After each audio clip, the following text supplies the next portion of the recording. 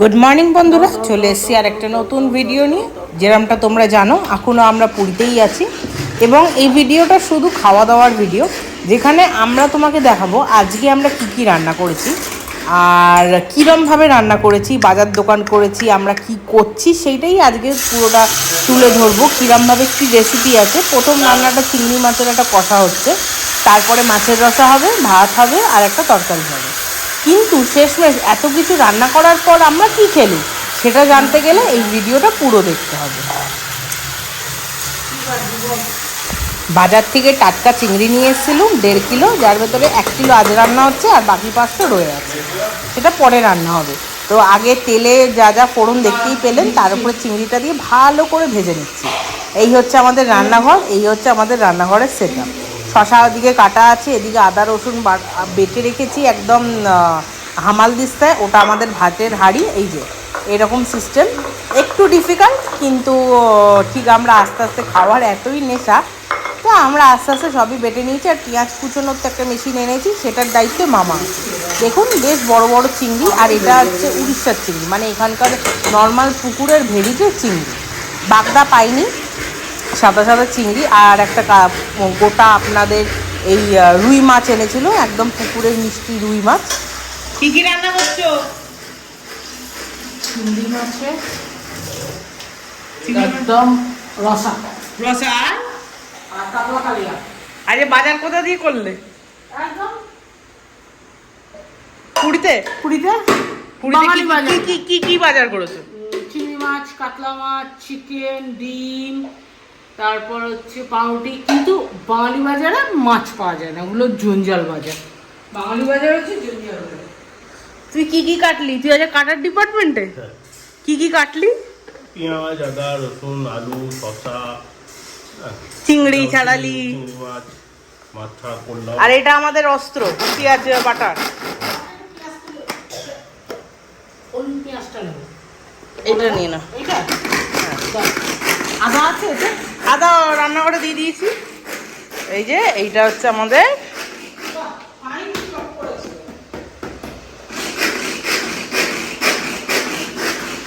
চলুন রেসিপির কাছে যাওয়া যাক।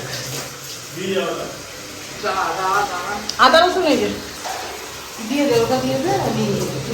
একদম দেখুন ফাইন চপ, মানে কোনো এদিক ওদিক নেই। এই হচ্ছে আমাদের মেশিন, বাড়ি থেকে নিয়ে এসেছি। এই পেঁয়াজ, ওদিকে পেঁয়াজ, আলু, পেঁয়াজ, এই একদম এরম হয়ে গেছে।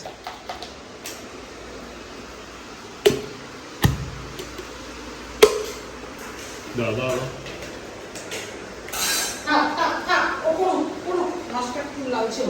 ও তুই কত দা ততক্ষণ এটা? আচ্ছা না,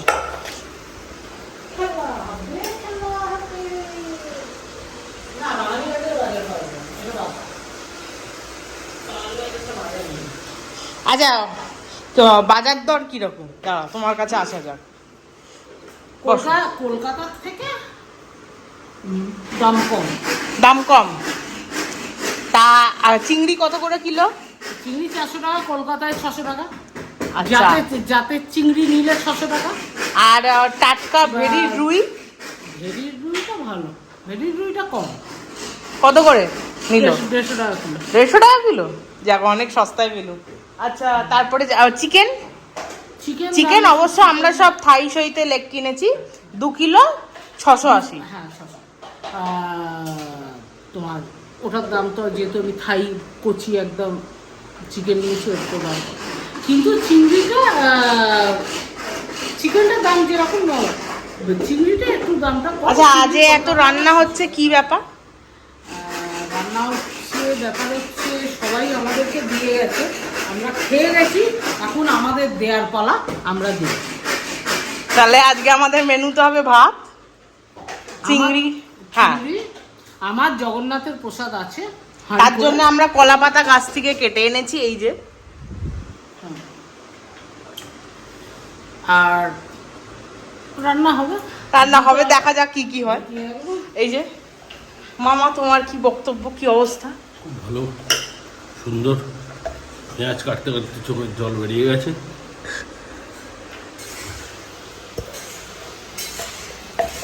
বা একদম ফাইন চপ হয়েছে।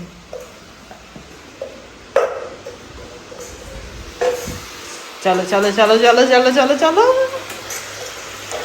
আমাদের গরম গরম চিংড়ি।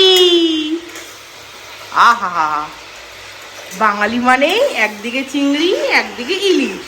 প্রথম দিন চিংড়ি ইলিশ খেয়েছি, এখন খাবো এই কালিয়া, একদম কড়া কড়া। আর এই চিংড়ি প্রথম দিন ইলিশ আর মাটন।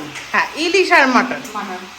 এইবারে আছে চিংড়ি, কাতলা, পোনা, চিকেন। কিন্তু আমরা বলি মটন। আমাদের বেশ এইটা বললেই না মনটা কিরম উড়ু উড়ু করে। চলো, ইউজ করছি আমরা একদম কাচ্চি ঘানি ধারা সর্ষের তেল। এটা আমাদের 2 বোতল, দ্বিতীয় বোতল যাই হোক এই কদিনে, তাও আবার শেষের দিকে। এই চিংড়ি, ও চিংড়ি।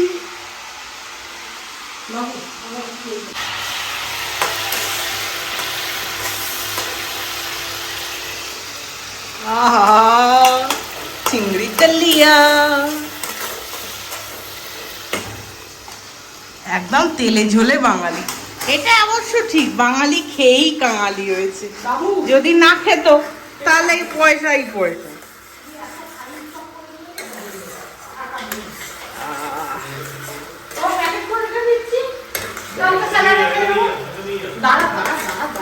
দেখি একটু नहीं लगेगा। জেন, আজকে পুরো ঢালাও রান্না হচ্ছে। এই হচ্ছে অবস্থা। এখানে কোনো এক্সস্ট ফ্যান বা ভেন্টিলেশন নেই। রান্না করতে ভীষণ কষ্ট, কিন্তু খাওয়ার সময় কম কষ্ট।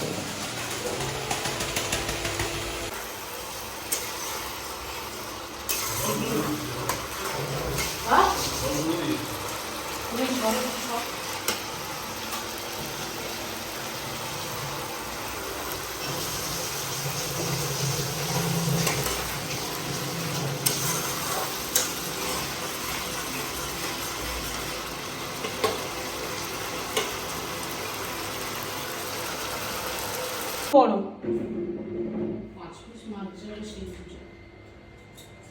এরকম আমলা নিয়ে আসবো। নিয়ে আসো।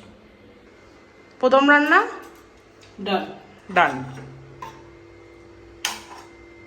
আমরা এখন ব্লিঙ্কিট থেকে এই যে 22 মিনিটে আসবে কি কি অর্ডার করলাম দাঁড়ান দেখাচ্ছি। অর্ডার সামারি,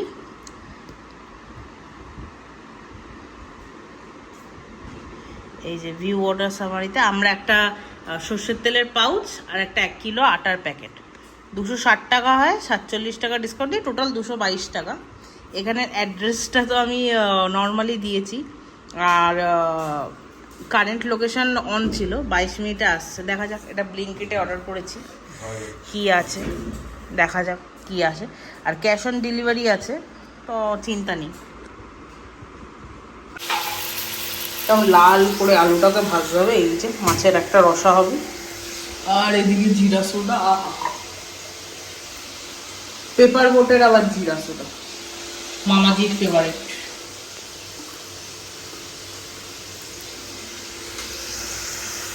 আলুগুলো একদম লাল করে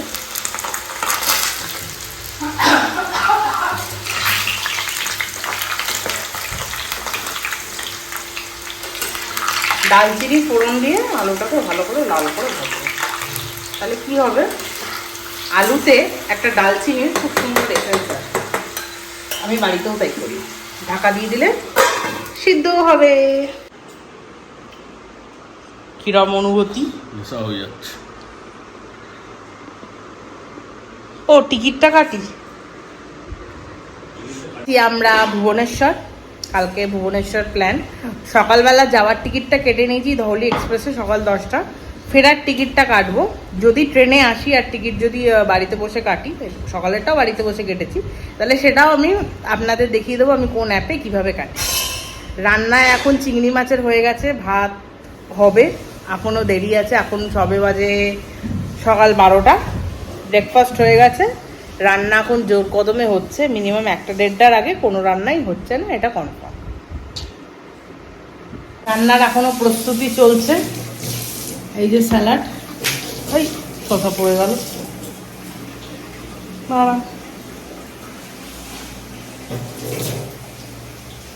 চলো টেবিলে রাখি, একটা জায়গায় জড়ো করি। গরমে বুড়া হাল। এই যে আমাদের স্যালাড। ব্লিঙ্কিট এখনো আসেনি অবশ্য। চলো তরকারি দেখানো যাক। দেখে কি বুঝবেন যে কিরকম হয়েছে? যদি বন্ধুরা ঘ্রাণটা যদি দিতে পারতুম, মানে স্মেলটা, তাহলে বুঝতে পারতেন। কিন্তু এটা তো শুধু অনলি ফর ওয়াচ ওর জন্যে। পেঁয়াজকে এখন ভালো করে কষাবো। আর এই রেসিপিটা যারা যারা মানে করতে চান তারা করতে পারেন। এমন কিচ্ছু দিইনি, আলুটাকে ভালো করে দারচিনি ফোড়ন দিয়ে, দারচিনি, শুকনো লঙ্কা, তেজপাতা আর গোটা জিরে, কালো জিরে দিয়ে ভালো করে ভেজে নিয়েছি। পেঁয়াজ আদা রসুন বাটা দিয়ে মশলা দিয়ে মাছটা কষাবো, ব্যাস। সিম্পল একটা রেসিপি, কিন্তু সিম্পলের ভেতরে ইউনিক। এসে গেছে ব্লিঙ্কিটে।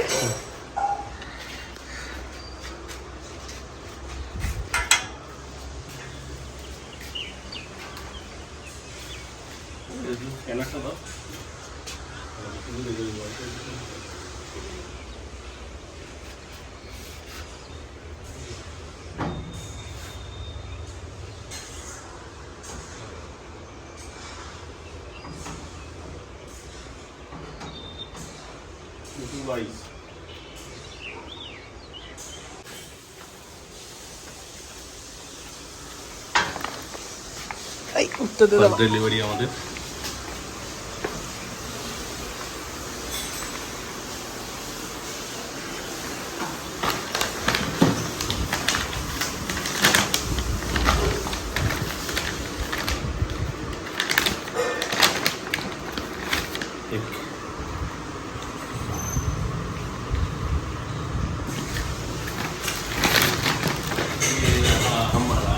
একটা আটা বাড়ি থেকে নিয়ে এসেছিলাম, শেষ হয়ে গেছে। এটা দ্বিতীয় আটা।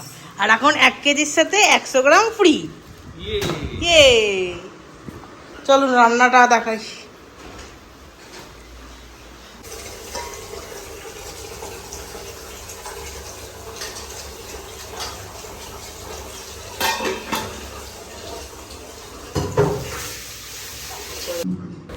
এত কিছু তো রান্না হলো, কিন্তু শেষমেশ আজকের দুপুরে আমরা জগন্নাথ, বলভদ্র, সুভদ্রা, মা লক্ষ্মীরই প্রসাদ খেয়েছিলাম মহাভোজ। যার জন্যে কলা পাতাটা কেটে রেডি রেখেছিলাম। আর এরকম আমরা মন্দির থেকে, আনন্দবাজার থেকে ভোগ প্রসাদ নিয়ে এসেছিলাম। আর ভালো করে একটা পুরো কলা পাতায় সব কিছু দিয়ে ভালো করে মেখে আমরা 3 জনে বড় তৃপ্তি করে খেয়েছিলাম। মহাপ্রভুর নীলাচলে এসে এই ভোগ প্রসাদ পাওয়াটাই আমাদের কাছে বিশাল ব্যাপার। যেখানে অত কিছু কষ্ট করে রান্না করেও ওই রান্নাগুলো আমাদের সামনে ছিল বটে, কিন্তু কোনোটাই আমরা খেতে পারি না। যেটাকে বলে অন্নপূর্ণার হাঁড়ি। এই ছোট ছোট মাটির হাঁড়িকে প্রথমে দেখে মনে হয়েছিল যে অতটা খেতে পারবো না, মানে অতটা খেয়েও মানে পেটে আরও জায়গা থাকবে অন্য কিছু খাওয়ার, যার জন্য রান্না হয়েছিল। কিন্তু এটা সাক্ষাৎ যেহেতু মা লক্ষ্মী, জগন্নাথ দেব, বলরাম এবং সুভদ্রা মায়ের জন্য বানান, ওর জন্য এটা সাক্ষাৎ অন্নপূর্ণার হাঁড়ি। পেটে খেয়ে 3 জনে খেয়ে আমাদের হাঁসফাঁস করছিল। ভাত ছিল, ডাল ছিল, একটা তরকারি ছিল, এঁচড়ের ডালনা ছিল, মিঠা ভাত ছিল আর পায়েস ছিল। খেয়ে যেন মনটা ভরে গেল। মনে হলো যে আমার যেন পুরনো দিনগুলো ফেরত এসছে, যখন আমি আনন্দবাজার গিয়ে মানে ভোগ প্রসাদ খেয়েছিলাম ওখানে বসে। কিন্তু এই যা তখন 50 টাকা, আজকে এই প্রসাদের টোটাল যে প্রসাদটা দেখতে পাচ্ছেন সেটা 800 টাকা। এটাই কাল আর আজকের ভেতরে তফাৎ। কিন্তু টাকার দিকটা না দেখে যদি প্রসাদ দিকটা দেখি, এটা 800 কেন, এটা অমূল্য আমাদের কাছে। এই প্রসাদটা অমূল্য। আর এই ধামে এসে, পুরী ধামে এসে জগবন্ধুর প্রসাদ খাবো না, এ তো হতেই পারে না। আমি যতবার মন্দিরে গেছি ততবারই মালপোয়া এনে খেয়েছি এবং এই প্রসাদ খেয়েছি। এই প্রসাদের আলাদাই স্বাদ এবং আলাদাই তৃপ্তি, সেটা বলে বোঝানো যায় না। তো এই ভিডিওটা ভালো লাগলে একটা লাইক, কমেন্ট, শেয়ার করতে ভুলবেন না। আজকে দুপুরে কি হলো আমাদের ভেতরে, যে কীরকম খুনসুটি হয়, সেটাই আপনাদের সাথে শেয়ার করলাম। এটা একদম আনকাট ভিডিও। আর আজ এখন দুপুরবেলা জগবন্ধুর প্রসাদ খেয়েই আমরা দুপুরের মধ্যাহ্ন ভোজ আমরা করছি। এটা আমাদের কাছে শাহী দাওয়াতের থেকে কিছু কম না, যেহেতু এটা জগন্নাথ দেবের প্রসাদ। যেরকম জগন্নাথ দেব খেতে ভালোবাসে, সেরকম খাওয়াতেও ভালোবাসে। আমরা এসেছি পুরী ধামে এসে জগবন্ধুর কাছে আমরা খুবই থ্যাঙ্কফুল যে ইনি আমাদেরকে এত সুন্দর থাকার জায়গা এবং দুবেলা দুটো খাবার দিয়েছে। চলুন দেখা হবে অন্য